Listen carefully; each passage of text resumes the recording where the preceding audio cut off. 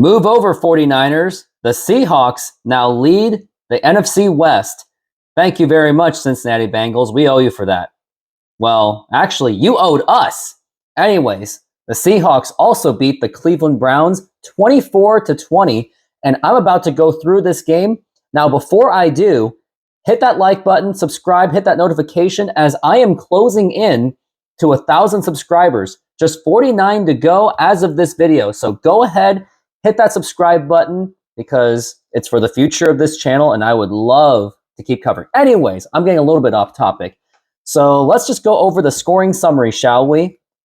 So first, it started with a really nice 80-yard drive by Geno Smith, and Jake Bobo got the touchdown, making it 7-0, and then a nice 3-and-out by the Cleveland Browns. Then we got Tyler Lockett, who caught a nice touchdown pass by Geno Smith.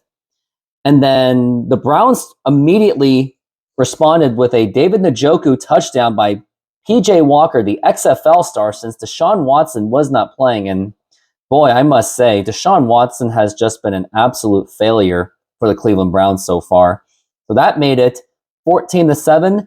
Then in a 62-yard drive, the Seahawks did drive the ball just a little bit, but then they were held to kick the field goal by Jason Myers. And then second quarter, the Browns raced their way back, and that's where Kareem Hunt was not even touched going into that end zone to make it 17-14. And then the second half was very much of a standstill. It was Dustin Hopkins hitting 2 field goals. The Seahawks offense was absolutely stagnant. Geno Smith was throwing picks.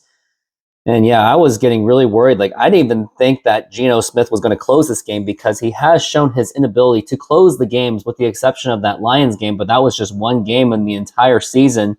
But thankfully, there was an interception set up by Jamal Adams where the ball, I guess, hit him in the head, and then it was ricocheted and got for an interception. And then Geno Smith, he drove the ball easily to score that touchdown, and then the Seahawks won. Some takeaway of the game, I guess I will say the offensive line did a pretty good job containing Myles Garrett, who is one of the best defensive ends in the NFL. They did pretty well. Let's take a look at Myles Garrett's stats, if it even has access. I should have it. Let's see. Myles Garrett only got 1 sack, and when you limit him to just 1 sack, that's actually pretty good. And actually, the offensive line itself, they held the Browns to just 1 sack. So offensive line did pretty well today, even despite with all the pressure that they were giving to Geno Smith to force him to make bad throws. But for the most part, the Seahawks did a pretty good job protecting the quarterback, while the defense themselves, the Seattle Seahawks, they got 3 sacks in the process. And also, let's not forget the 2 key interceptions that the Seahawks got on their defense, especially the ones at the parts at the very end. Now, unfortunately, the part that bothered me was Geno Smith was not playing very good. There was some passes where it was just forced. Some of those interceptions could have been preventable. And I really thought, I was thinking, man, I don't know if he's going to be the guy for the future, but at least he closed this game. And the hater part of me would say that, well, you played the Cleveland Browns, of course you're going to win. But this Cleveland Browns team is just a little bit different, because they at least have a well-built defensive unit. If they just had at least a decent quarterback, they could easily be running away with the division, but that's not my business. I mean, the Browns are my number 2. They're my second favorite team right now, but Seahawks are priority number 1.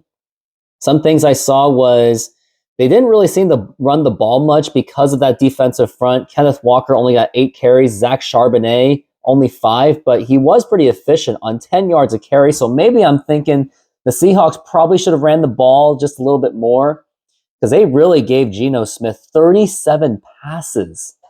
He had him pass 37 times. Tyler Lockett on the receiving end was the best receiver, most consistent. DK Metcalf, he had a nice 43-yard catch, but other than that, he was pretty ineffective. And the other guy, Jackson Smith-Jigba, some people pronounce his name wrong. I'm not going to say it that other way. But he at least caught the game-winning touchdown, so that was nice.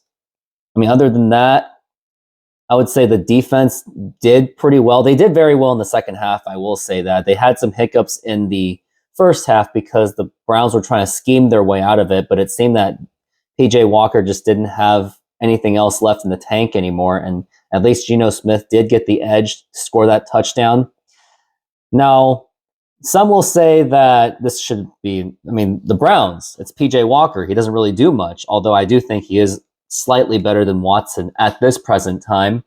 But I do think that the Seahawks got to find ways to not put themselves in a position where they have to have a game-winning drive, especially when they were just bailed out by by Jamal Adams' helmet.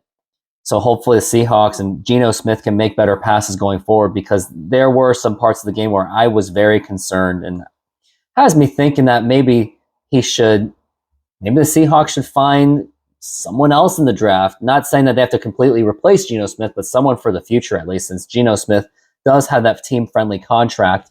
Now, going into next week, what's going to happen? We got the Seattle Seahawks and the Baltimore Ravens going into next week, which obviously makes me nervous, especially when you're playing in Baltimore. Now, how are the Baltimore Ravens doing, if you ask? They are now 6-2, so I do expect that to be a very tough game since they are playing pretty well. So anyways, those are my thoughts on this post-game show for the Seahawks. Thank you for watching, and also for those that have been subscribing, thank you for joining me, and also help me get to that 1,000 so I can basically build the future of this channel. Thank you very much for watching, and go Hawks.